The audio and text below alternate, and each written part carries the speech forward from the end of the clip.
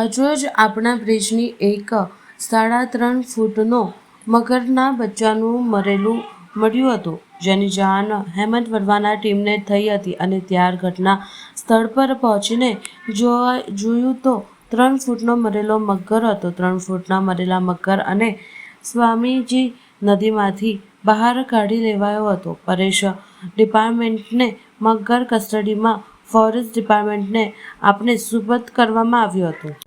Akota bridge છે, અકોટા બ્રિજની નીચે જ છું રાઈટ નાવ.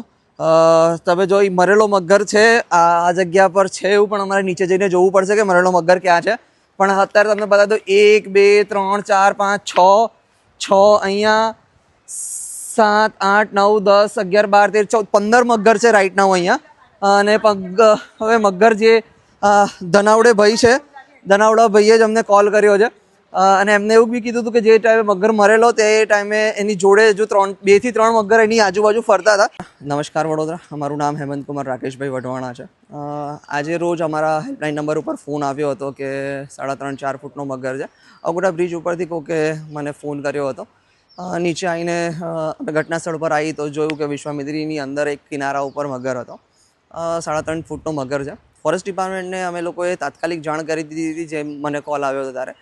ફોરેસ્ટ ડિપાર્ટમેન્ટની ટીમ પણ આવે છે અને મગરને અમે લોકોએ બહાર કાઢી લીધો છે. હવે મરવાનું કારણ તો શું છે એ પોસ્ટમોર્ટમ પછી જ આવશે.